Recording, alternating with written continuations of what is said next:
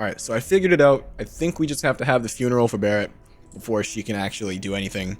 If I wait in the bed, I don't want to do that. There's a lot of stuff we can do before that.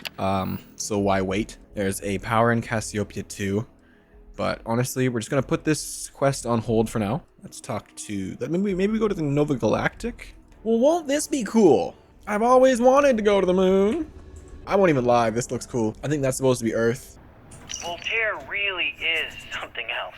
A supercomputer so powerful, they put it on the damn moon to keep it cool. Although by that logic, they should be running it purely in the vacuum of space. But hey, good marketing material. I've been spending some off hours running some dumb simulations, just because I can. My favorite so far is simulating the sound of every duck on Earth quacking after receiving a piece of bread. You didn't know you wanted a real-time sim of feeding all the ducks, but now you have it. You're welcome, humanity. You know what? Doesn't seem too bad to me. Nova Galactic Project Log, Principal Engineer Lang Shu. Voltaire is being reconfigured for this new initiative. The math we're being asked to crunch is ambitious, even for a supercomputer. We might as well be asking it to count every grain of sand in every desert on Earth. Who came up with these original equations? Our partner isn't being very open about it. Every question I have goes through some discretionary channel. I'm surprised we even know we're working on a ship. I want to find the other slates. Because I found 1 and I found 3. Okay, let's find all the slates. There's got to be... I found 1 and 2. Or 1 and 3. Where's 2? I admit, this is not the most disciplined team I've ever run. Malcolm keeps stealing computational time on Voltaire and thinks I don't know this. And Sabina's been distracted lately, but won't tell anyone why. I really should demand answers from both of them. But honestly, I'm too preoccupied with this contract. We all are. Despite anything going on in our personal lives, there's something special about what we're building here. Okay, I want to know more about this. There's more. There's more slates. There's more slates. Surely there... Ah, that's 5. Get jealous? You know, the crew in the shipyard? Building the actual vessels that are gonna travel the stars? We're literally on a base on the moon. Oh, come on, Sabina. I'm trying to share my dreams here. Well, your dreams are always out there and never here where the rest of us live. Can't you just be happy doing your job? Where's the fun in that? So that's 5. Now I gotta look for number 4. Confession time. Being single on a moon base is the worst. I only get like an hour to use the communication link to Earth every couple of days. And let me tell you, there's long distance dating, and then there's like long distance dating, you know? Oh, hey there, I'm a scientist, steadily employed, willing to take you out for coffee in like 6 months when I'm back from space. It's not a great opening line. You seriously can't get a date? You're an astronaut. Hey, no one asked you. Ain't no one got no damn digipic. Yeah, that's the master one. Oh, When slate I 6. accepted the assignment up here, we were told to bring a couple of personal items. Some psychological studies said it helped when you're away from Earth this long. I brought my grandmother's old abacus. I would play with it on her lap, and she'd teach me the Russian for all the numbers. She, got word that she passed. The next shuttle isn't for 3 months, so I won't be able to go to the funeral. Goodbye, babushka. Thank you for teaching me math. It brought me to the moon. Aww. Engine spin-up time almost complete. Total time 5 minutes 22 seconds. Right on schedule. How are the helium-3 valves holding, Nova? We double-checked the leakage concerns this morning before the launch. All signs green. Any changes to the calculation sequence from Voltaire? No changes since we uploaded the last figures yesterday. It's a clean shot from here to Jupiter. One day the computer will be on board the spaceship. Just imagine that. One miracle of science at a time, Canaveral. Counting down. 5, 4, 3, 2, 1.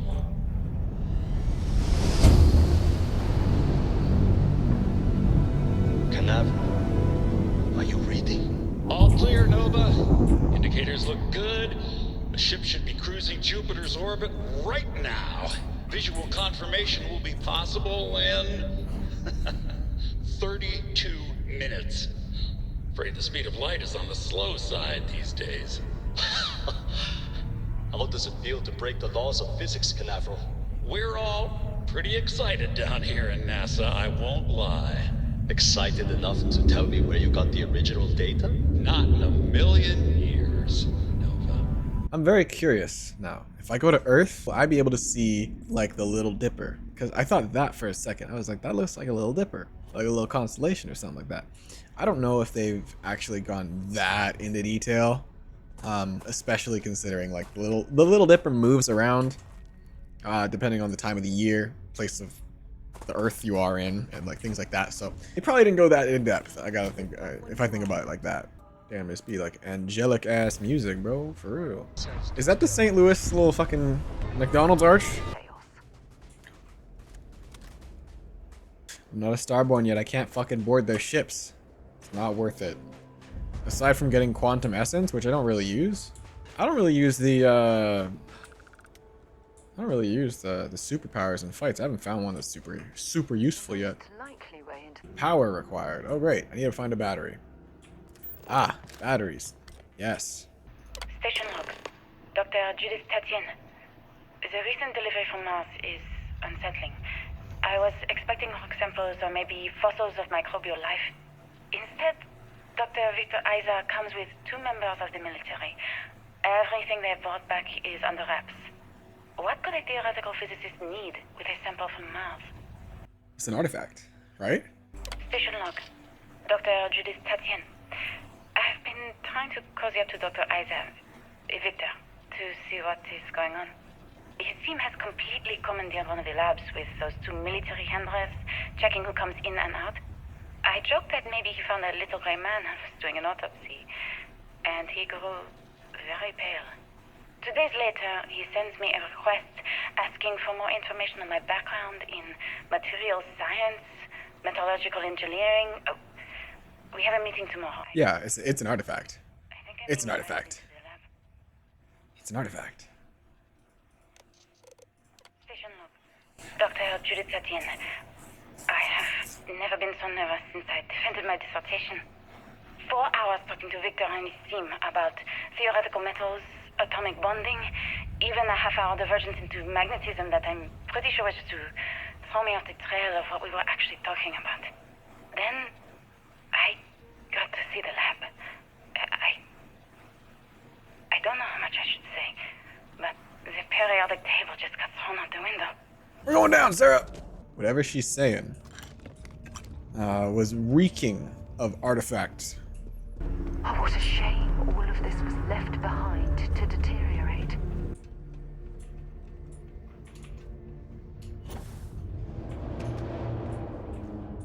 Oh, this place falling apart. This place falling apart. The Apollo 11 mission. Yeah, this is the original moon landing thing. That's so cool. Can I go inside? Can I go inside? Oh, that's sad. Damn. There's something wrong with the math? I think it's quite straightforward. That's not what I'm asking. But you've had me building these prototype colliders for months. And now you want me to pump helium-3 into it based on this equation you've written on a goddamn napkin? We keep slamming our heads against a brick wall, getting nothing. And you keep coming up with something new to try. Like, you know what's going to happen. Where are you getting your information, Victor? I'm sorry, Judith. He's met the Starborn. Not here, okay? He's met the Starborn. I'll tell you everything. I'm not lying, okay? He's met the Starborn. We're going to discover something important here. I promise. This is the first ever artifact discovery. Oh, no, it's a Grav drive. That's right. My Grav drives are helium-3. He's about to discover hyperspace travel. Boom. No problem. Digipick? Save up the digipicks. My gear is really good at this point. My ship is really good at this point. I think we can carry our way to the end of the game. If we're not almost already there. Oh, I see. Jesus, they're going crazy. Yeah, that's about what I expected. We're fucking broken at this point. Like, our guy, he's good. We put power to this guy, flip this switch, bada bing, bada boom. We're working. Project log. Dr. Victor Isa. We turned on the prototype today. The gravitational field around it began to fold as we long suspected. Complete reversal of gravitational pull was observed on dozens of loose objects around the lab. I'm setting up a meeting with the directors to propose a larger test. The prototype proves we don't need the original anymore, but further work is going to have to take place in space. Somewhere with abundant helium-3 and with a civilian partner. Someone with access to large-scale manufacturing resources and computational equipment. Engineering gravitational folds pulling the far side of the solar system closer to us. It's all going to be possible. 2138, and this is December 8th, 2141. 3 years later. Project log. Dr. Judith Tatien. Judith is still working on this project. From the moon today. It was the first time we were able to talk to the team at Nova Galactic directly. So many things were under wraps before, but now everyone wants all the publicity they can get. I'm already seeing proposals for manufacturing androids of drives, expeditions to Alpha Centauri and beyond. It's also overwhelming and worrying. It could take years, decades, before we know what all these side effects of operating a Grav drive can be. But no one wants to hear that right now. Like a bunch of pioneers racing towards the edges of the frontier without knowing about the grizzly bears in the mountains. Okay. That's human nature, though, you know? That's what we would totally do. Okay. Let's keep moving in. If there's a way to access the deeper sections of this storage area, I'm certain we'll find it. Oh, for sure, Sarah. Oh, alright, we're in a zero-G field now. Oh, is this the early Grav field? Or Grav jumper? So, I think we gotta go back. I think we obviously gotta find a way into here somehow. I never actually got to visit your labs back when we were working on the Grav Drive projects. Seems like ancient history now. Only thing we're doing these days is launching weather satellites.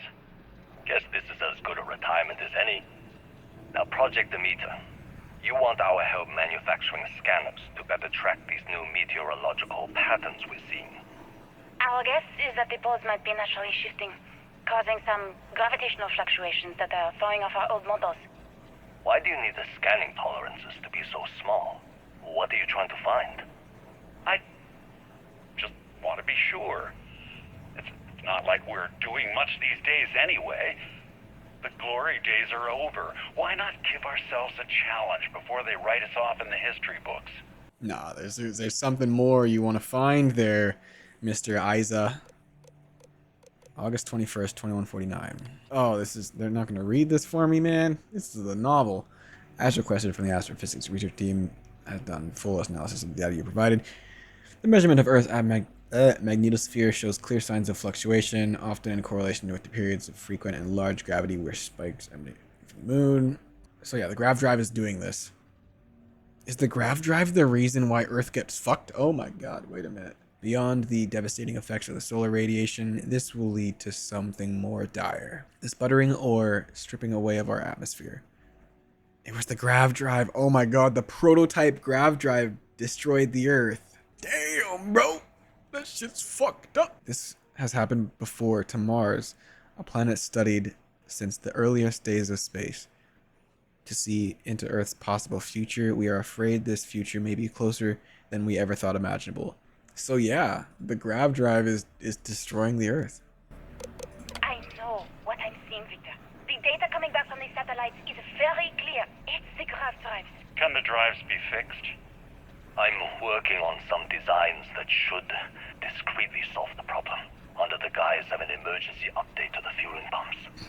We're talking about the end of Earth, and you're trying to be subtle about it. Judith, the last thing we need is people losing faith in Grav drive technology. That might be our only option. Are you seriously saying we should abandon Earth?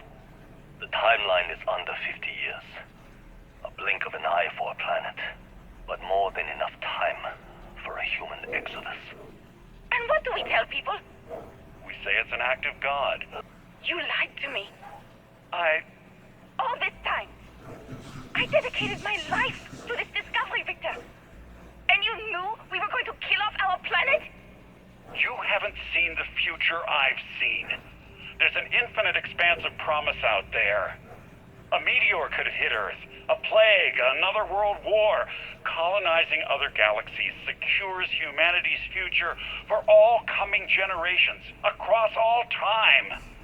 At the expense of our home. Stop it, both of you. All that matters is building enough ships to get everyone off this planet. I'll draft up a statement. We'll need to address the entire international community. I'm sorry, Judith. There isn't a planet in this universe that will be far enough away from you, Victor. We are never speaking again after this is over. Whoa. This is almost 10 years later. September 8th, 2060. My name is Dr. Victor Isa. And if you're listening to this, then you probably already know the truth. I was young when I first headed the retrieval team of an odd gravitational anomaly on Mars. But I kept what really happened that day hidden from everyone except one other person. Even she didn't believe me at first. But I have no reason to lie to anyone now, so I hope you'll accept this confession, whoever you are. When I touched the anomaly, I experienced 12 days of lost time. I met myself. This is the artifact. He told me everything that has since come true. The Grav drive equations, the tests on the moon, Earth's atmosphere sputtering away because of what we had done. But he also told me about a city thriving on a planet orbiting a distant star. Human culture, art, music, lifestyles evolving and shining brightly across all of space. What price would I be willing to pay for that future? Maybe you don't believe me. Maybe Judith was right and I'm just a coward who wants to believe his mistakes were justified. But everyone has forgotten about the real origins of the Grav drive, this artifact from Mars. I hope you make better use of it than I did. Yeah, there's an artifact in this Grav drive. Yeah, they found an artifact on Mars, and they used it to make the prototype Grav drive. The continued use of this prototype with the artifact in it led to the destruction of Earth. Okay. Constellation, you arrived on the surface of Earth. We need to discuss what you found. And it looks like other Starborn got here before us. Uh-oh. So, you might have company. Uh-oh. Try me. I ain't afraid of no Star Citizen.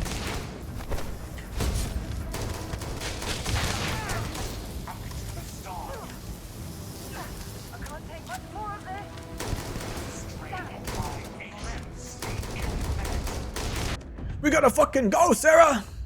You really think I'm not chosen at this point? Also, I saw that starship too. I saw the fucking starship. It was landed before we were. And I was like, should I be worried about that? Nah, that's fine. Probably should have been worried about that, hey? I could have taken him out. Could have taken him out before this. And I would have never had to deal with it.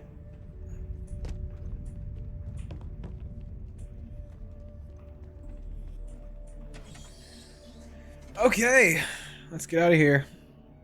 We did it. We gotta talk to the fucking other Starborns, the ones that like us about it. We gotta talk to the emissary. Yeah, that's the guy. And the hunter. Do you understand now why I asked you to come here? The artifacts unlock the secret of interstellar travel. At the cost of Earth. An easy trade, honestly. Why have one world when you can have all the settled systems?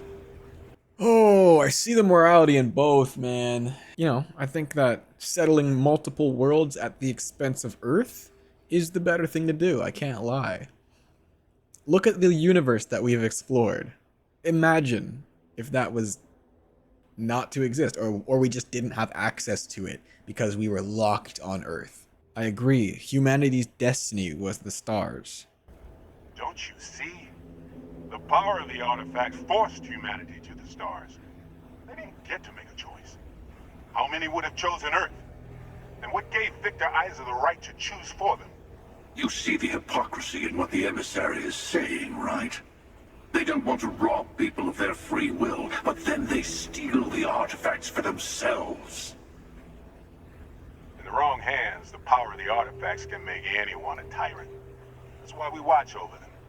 The only thing you're watching out for is yourself. I don't think they're both. I think they're both right. I don't have an option to say you are both right.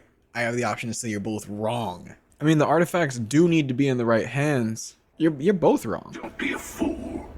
The emissary and I may have our differences, but you do not want to give us a common enemy. For once, he's right. Don't do this. We can collect the final pieces together. Oh, I gotta choose.